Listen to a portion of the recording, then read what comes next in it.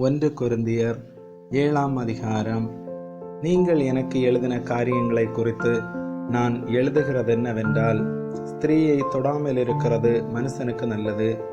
ஆகிலும் வேசித்தனம் இராதபடிக்கு அவனவன் தன் சொந்த மனைவியையும் அவள் தன் சொந்த புருஷனையும் உடையவர்களாய் இருக்க வேண்டும். புருஷன் தன் மனைவிக்கு செய்ய வேண்டிய கடமையை செய்ய கடவன். அப்படியே மனைவியும் தன் புருஷனுக்கு செய்ய கடவள். மனைவியானவள் தன் சுய சரீரத்திற்கு அதிகாரி அல்ல, புருஷனே அதற்கு அதிகாரி. அப்படியே புருஷனும் தன் சுய சரீரத்திற்கு அதிகாரி அல்ல, மனைவியே அதற்கு அதிகாரி. உபவாசத்திற்கும் ஜெபத்திற்கும் தடையிராதபடிக்கு இருவரும் சில காலம் பிரிந்திருக்க வேண்டுமென்று சம்மதித்தாலன்றி ஒருவரை விட்டு ஒருவர் பிரியாதிருங்கள். உங்களுக்கு விரதத்துவம் இல்லாமையால் சாத்தான் உங்களை தூண்டிவிடாதபடிக்கு மறுபடியும் கூடி வாழுங்கள். இதை நான் கட்டளையாக சொல்லாமல் யோசனையாக சொல்லுகிறேன். எல்லா மனுஷரும் என்னைப் போலவே இருக்க விரும்புகிறேன். ஆகிலும் அவனவனுக்கு தேவனால் அருளப்பட்ட அவனவனுக்கு உரிய வரமும் உண்டு. அது ஒருவனுக்கு ஒரு விதமாயும் மற்றொருவனுக்கு வேறு விதமாயும் இருக்கிறது. விவாகமில்லாதவர்களையும் கைம்பெண்களையும் குறித்து நான் சொல்லுகிறது என்னவென்றால், அவர்கள் என்னைப் போல இருந்துவிட்டால் அவர்களுக்கு நலமாயிருக்கும். ஆகிலும் அவர்கள் பிரத்தராயிருக்கக்கூடாதிருந்தால் விவாகம் பண்ண கடவர்கள். வேகிறதை பார்க்கிலும் விவாகம் பண்ணுகிறது நலம். விவாகம் பண்ணி கொண்டவர்களுக்கு நான் அல்ல, கர்த்தரே கட்டளையிடுகிறதாவது, மனைவியானவள் தன் புருஷனை விட்டு பிரிந்து போகக்கூடாது. பிரிந்து போனால் அவள் விவாகமில்லாதிருக்க கடவள், அல்லது புருஷனோடே ஒப்புரவாக கடவள். புருஷனும் தன் மனைவியை தள்ளிவிடக்கூடாது. மற்றவர்களை குறித்து கர்த்தர் அல்ல, நானே சொல்லுகிறதாவது, சகோதரன் ஒருவனுடைய மனைவி அவிசுவாசியாயிருந்தும் அவனுடனே வாசமாயிருக்க அவளுக்கு சம்மதம் இருந்தால் அவன் அவளை தள்ளிவிடாதிருக்க கடவன். அப்படியே ஒரு ஸ்திரீயினுடைய புருஷன் அவிசுவாசியாயிருந்தும் அவளுடனே வாசமாயிருக்க அவனுக்கு சம்மதம் இருந்தால் அவள் அவனை தள்ளிவிடாதிருக்க கடவள்.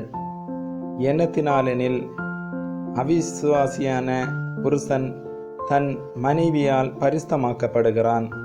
அவிசுவாசியான மனைவியும் தன் புருஷனால் பரிசுத்தமாக்கப்படுகிறாள். இல்லாவிட்டால் உங்கள் பிள்ளைகள் அசுத்தமாயிருக்குமே. இப்பொழுதோ அவைகள் பரிசுத்தமாயிருக்கின்றன. ஆகிலும் அவிசுவாசி பிரிந்து போனால் பிரிந்து போகட்டும். இப்படிப்பட்ட விஷயத்தில் சகோதரனாவது சகோதரியாவது அடிமைப்பட்டவர்கள் அல்ல, சமாதானமாயிருக்கும்படிக்கே தேவன் நம்மை அழைத்திருக்கிறார். மனைவியானவளே, நீ உன் புருஷனை இரட்சிப்பாயோ அல்லவோ உனக்கு எப்படி தெரியும்? புருஷனே, நீ உன் மனைவியை இரட்சிப்பாயோ அல்லவோ உனக்கு எப்படி தெரியும்?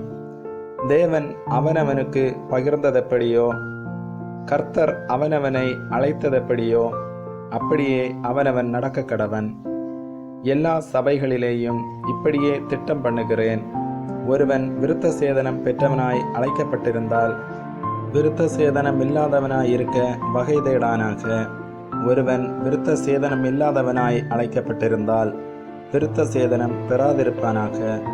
விருத்த சேதனமும் ஒன்றுமில்லை, விருத்த சேதனம் இல்லாமையும் ஒன்றுமில்லை. தேவனுடைய கற்பனைகளை கை கொள்ளுகிறது காரியம்.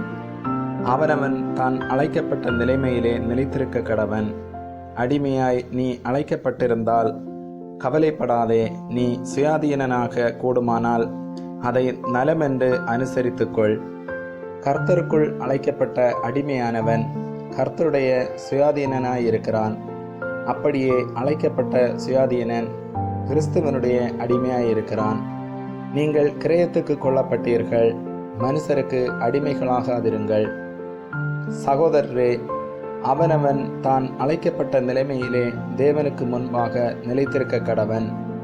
அன்றியும் கன்னிகைகளை குறித்து கர்த்தரால் எனக்கு கட்டளை இல்லை.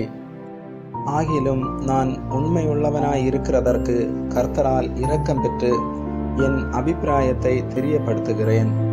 அதென்னவெனில், இப்பொழுது உண்டாயிருக்கிற துன்பத்து நிமித்தம் விவாகம் இல்லாதிருக்கிறது மனுஷனுக்கு நலமாயிருக்கும் என்று எண்ணுகிறேன். நீ மனைவியோடு கட்டப்பட்டிருந்தால் அவிழ்க்கப்பட வகை தேடாதே. நீ மனைவி இல்லாதவனாயிருந்தால் மனைவியை தேடாதே. நீ விவாகம் பண்ணினாலும் பாவமல்ல, கன்னிகை விவாகம் பண்ணினாலும் பாவமல்ல.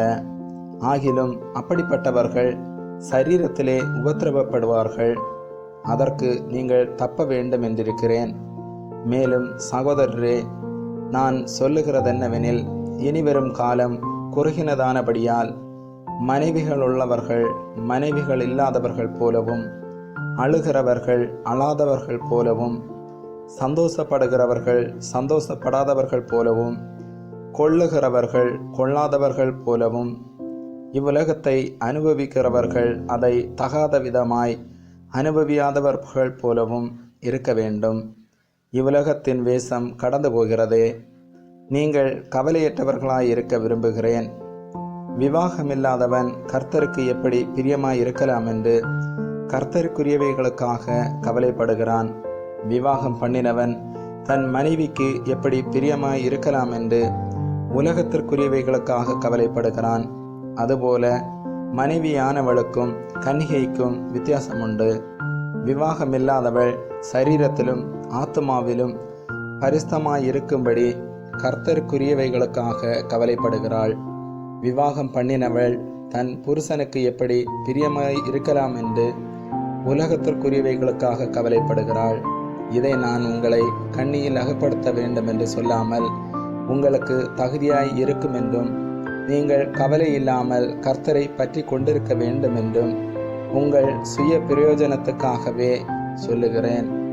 ஆகிலும் ஒருவன் தன் புத்திரியின் கன்னிகை பருவம் கடந்து போனதினாலே அவள் விவாகம் பண்ணாமல் இருப்பது அவளுக்கு தகுதியல்லவென்றும், அவள் விவாகம் பண்ணுவது அவசியம் என்றும் நினைத்தால் அவன் தன் மனதின்படி செய்ய கடவன். அது பாவமல்ல, விவாகம் பண்ணட்டும். ஆயினும் அதற்கு அவசியத்தை காணாமல் தன் இருதயத்திலே உறுதியுள்ளவனாயும் சுய சித்தத்தின்படி செய்ய அதிகாரம் உள்ளவனாயும் இருந்து தன் புத்திரியின் கன்னிகை பருவத்தை காக்க வேண்டும் என்று தன் இருதயத்தில் தீர்மானிக்கிறவன் நன்மை செய்கிறான். இப்படி இருக்க அவளை விவாகம் பண்ணி கொடுக்கிறவனும் நன்மை செய்கிறான், கொடாமல் இருக்கிறவனும் அதிக நன்மை செய்கிறான். மனைவியானவள் தன் புருஷன் உயிரோடு இருக்கும் காலமளவும் பிரமாணத்தினால் கட்டப்பட்டிருக்கிறாள்.